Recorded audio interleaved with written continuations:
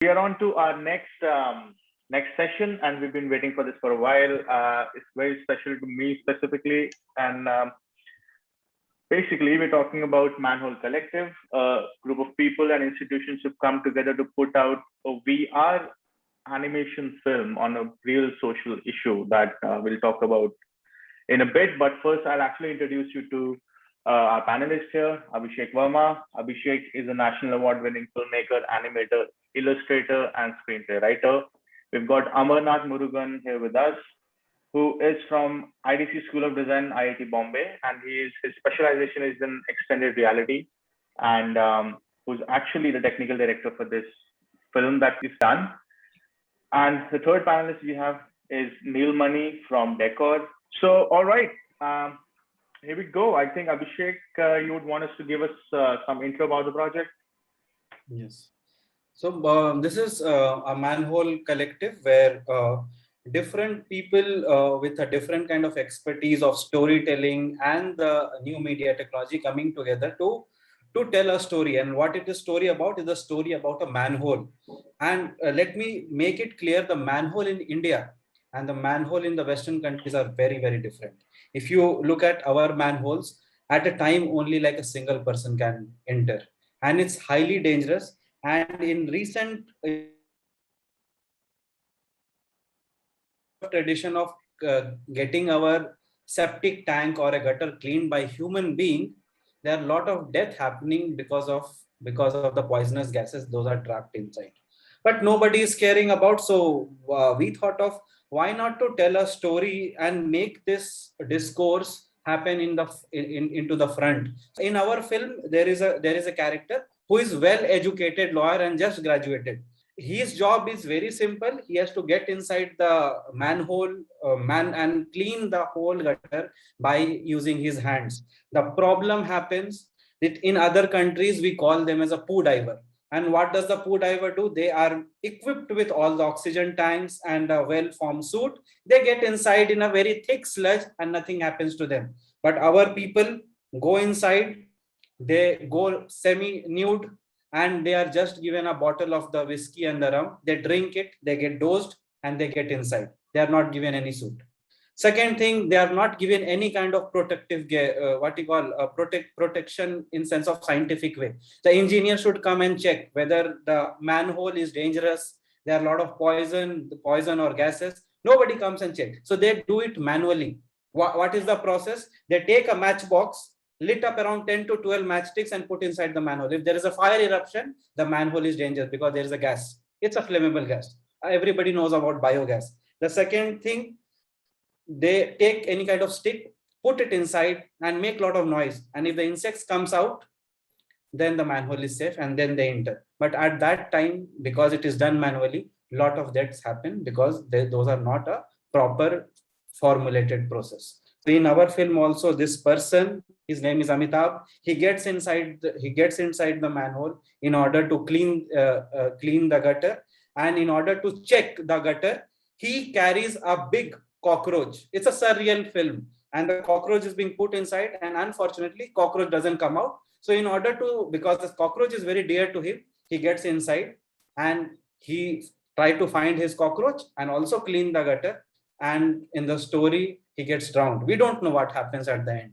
And everywhere is the same situation. Every day a family where manual scavenger is there, and if he gets inside the gutter, nobody knows that they will return home again.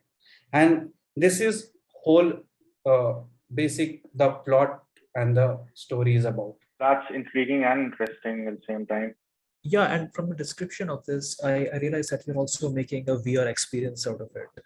And I would love to know, since it's a very different kind of cause and story, why would you choose such a medium for this story, something like an experience? Yeah, thank you, Shan, for asking this. So my team, what did they compiled certain kind of space and gave me the Oculus and asked me to enter inside. I have never entered inside the manhole. I've just seen the videos. I have seen it from a very close, but never. So while wearing that, they have created a simulation. I was not able to take even a step. And that time it instigated me, why not to make it a VR film? Because lot of people in public personality who make policies, who write policies, they are just talking about the manual scavenging, eradication of the manual scavenging, sitting inside a AC room. Why not to give them the same experience, make them sit inside a AC room by just giving a Oculus? If they wear it, and if we ask them to take even a step, they will never do that. And if they get inside, they will encounter all the filth that is being thrown inside that gutter. And maybe that will make them more sensitive, more aware about the people in the ground facing that problem, and they will obviously put a lot of money and power to replace the human being with the machine, because we are living in 2021 and it should happen. So that's why, Ishan, I thought of why not to make a group involuntarily and make this whole medium utilize in a best way possible. Extremely commendable thought, Pretty Abhishek. I cool, think pretty cool. Yeah. this is how we should be choosing mediums to tell stories which have real causes and real impact on the world. Yeah. Fantastic. So basically, it's just not a movie then, right? I mean, we're actually talking about the awareness tool, you know, for the public policy makers in the country. It's not a movie, it's bigger than that, right? It has to pull out a discourse which is hidden or nobody dares to talk about it because they don't know what to do. And especially in the semi-urban places and the rural spaces where caste system is very, very powerful. Yes. Yeah. Talking about caste, guys, I know about it. And everybody, I think, who's watching us from India right now, they know about this. Yes. Do you want to shed some light? So thank you, Aman, for asking about a very important question. And people get confused what is a caste, because people know rich and poor. People don't know what is an invisible system that exists in the Indian society. So let me be very clear that our Indian society, and especially in one of the religion, that is Hinduism, we think that people are born out of 4 places. That second one is the shoulder, the third one is the thigh, and the last one is the feet. And after they are born from certain spaces of the god, they have to perform certain duties. But the story we are talking about, the act of manual scavenging, cleaning the shit manually, they don't belong to any of these body parts of the god, neither head nor shoulder nor thigh nor feet, but they come from below that. So they are even not considered the part of the caste system. So in India, we call our caste, means they don't belong to the part of the what you call the god's body, and their only purpose is to clean the shit and make their surrounding clean. And that's why this concept is derived. So, and this is from birth. If your family belongs to that your father is in the profession of manual scavenging, or your forefather, you will end up doing the same, because that is a caste-based system. It can't be changed. It is a horizontal system. You can't climb it. You can earn money and become rich, but once you're born as a manual scavenger, you will be for like that for lifelong. It takes a lot of difficulty to change. So that is what the caste system is. I hope I'm clear, and the image shows very well. You can see at the bottom, there's a flower. So below that flower, they belong. So we still have that kind of problem. Okay. I mean, I'm sure it's super heavy for a lot of viewers, but that's how it is. And, you know, it needs to be shown and needs to be heard. Cool. Guys, how about we move on to a little technical side of things, see what's up, what is being happening. I mean, since it's going to be a VR experience going forward, it would be great to see where you guys are at with respect to the project. All right. Thanks for having me here. It's great to be a part of this session and to discuss about this project. It has been going on for more than 1.5 years. So I'll just quickly summarize how the experience is going to be. It's going to be around 10 minutes. We are making the experience itself in 2 languages, which is English and Hindi. It will be a real-time VR film. That is, you have 6 degrees of freedom. You'll be able to walk around. You get to see the characters from different perspectives. But you won't be part of the story, but you can still feel like you're actually in that place. And the story, like Abhishek sir mentioned, we have a manual scavenger who has to enter the manhole and clear out some blockage. And we have a character, our main character, Amitabh, wherein you can see the final 3D model on the right, facial expressions, and the concept art is on the left. We also have a supporting character named Bunty, Mm-hmm.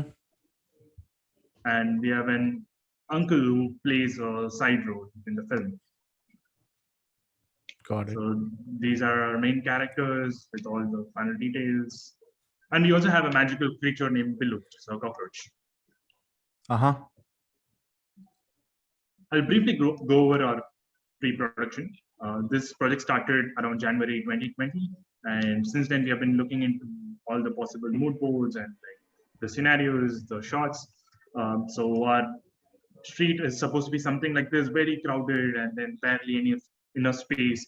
So our shots itself happen in two environments. It happens outside where we are about to enter the manhole. The environment is like very noisy. It is like yellowish, too much dust. And then we have the interior part where they finally enter the manhole and they have to clean it. So this is supposed to be dark and like very congested.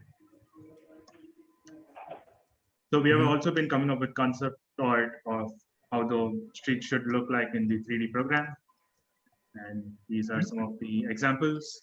And our team Decor have managed to create a beautiful environment from the concept art itself. Perhaps Neil could elaborate a bit further on these. These are some of the shots we have taken around the manhole. Mm-hmm. Yeah, thank you, Amarnath. So I can take for the building. So hi, I'm Neilmani and I'm from Decor. So let me give you a small introduction where I'm working. So Decor is being specializing in portraying built and unbuilt architecture. So we are a bunch of industrial designers, architects, and CGI artists and technology company, which gives a unique edge and a very different perspective to look at the visualization. So the manhole was a very, very unique concept from Mr. Abhishek, and it was really challenging. So for the asset creation, we actually headed down to the streets of whole Delhi and shot the actual environment. We had a photography session there. And once all the references came into the studio, we started building the environment. And it was actually distributed among the team. And for the texturing process, we were like, it was like stated, we will be following the PBR workflow so that later in whatever software for the DCC app we'll be using for rendering, so that problem won't come up. So that was the process of like in the asset creation. Neil, you mentioned that you are primarily an architectural visualization studio, and in this particular project, you're creating something which is first a short film, and then it will be a sort of a VR experience. How was the process different from ArcViz to VR in creating the assets? So in VR, there are many constraints as we need to keep our poly counts very low. The asset creation needs to be very different what is created in architecture visualization. So we have, the first was to keep the poly count as low as possible so that later we don't have any issues in the latency in the VR headset. So this was the main challenge, and Amar has shared us the what kind of vertex count should be there around the camera. So the buildings which were near the camera, so we were like keeping under 10,000 triangles, and which actually needs a 4K texture as well, so that the quality is also not missing. But whatever was away from the main centric area, so those buildings were made under 6,000 triangles in 2K texture. Right now, what Decor has done is the assets, lighting, layout. Are you also doing like animation on your side, Neilmani, or is it going to be done on Amar's side? How will be the animation pipeline be in your overall short film? So yes, we will be receiving the mocap data from Amar's side, and we will be like editing all the mocap keys into Motion Builder, and after that, we will get some feedback from Amar and Abhishek, and the animators will work on the exact mocap data which we'll be getting it. Right, and how is mocap going, Amar? Are you going to? Yeah, that's an interesting one. Oh yeah, this has definitely been a headache, especially during the pandemic. So we have a mocap studio in a different city and we have to send as much information to them as possible. It is yet to be done. So we have split up our resources into multiple levels of detail. We have a screenplay where all the dialogues are pretty clear. We have been doing previs during a post-production where each action is kind of implied and broadly what is going to happen. And we have had actual people and come and act out the whole scene. So there is more details about what the expression should be, how they should act. And on top of that video, we also have director's commentary. So ideally, that should be enough for our mocap studio. And another challenge we faced was communicating the dimensions of our levels properly. So once Decor sent across the environment, we had to measure them in our DCC package and then send it across to them as well. Plus, we also had to measure the props that are being used because the way the character holds them and the finger positioning, everything depends on the props dimensions. So it was definitely challenging that to prepare all this data and share it across with the team. So our mocap studio will also be using a harness because there are certain scenes where our character is floating in the manhole. So that is another challenge where we have to direct the mocap studio to do it properly. Yeah. Got it. Since it's manhole and everything, how you're actually dealing with fluid? Is it like something you do in Houdini, you bring it, or is it all Unreal? What's the way here?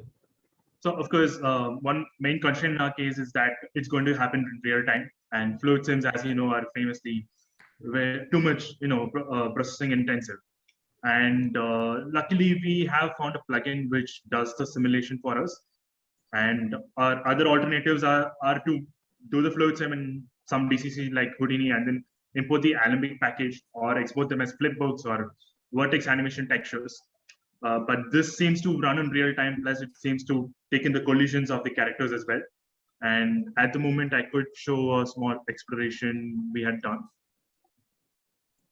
So it deals with like floating objects and everything. They are all interacting with each other, is it? Ideally, it should be possible.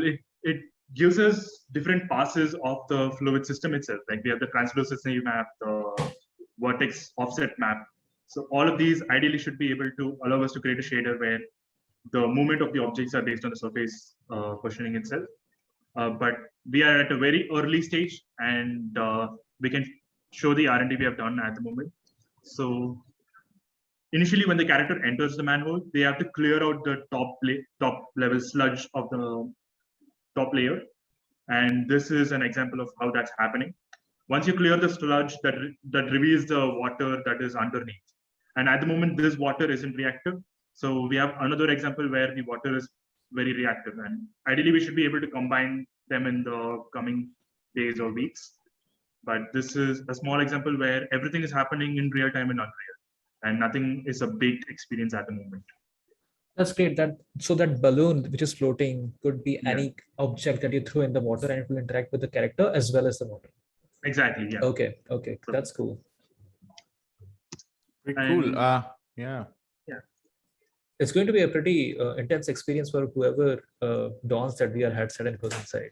Yeah, man. And if you can imagine, if you can actually throw in some odors, people will flip. Yeah, it's pretty psychedelic. It's Especially very difficult to get especially that guy who we voted in our local constituency, who's been ignoring this for a while. It will be pretty interesting for that guy. Yeah. So in our case, our motion capture studio wouldn't be doing the facial capture. So it is up to us to do that, and we are using live link option.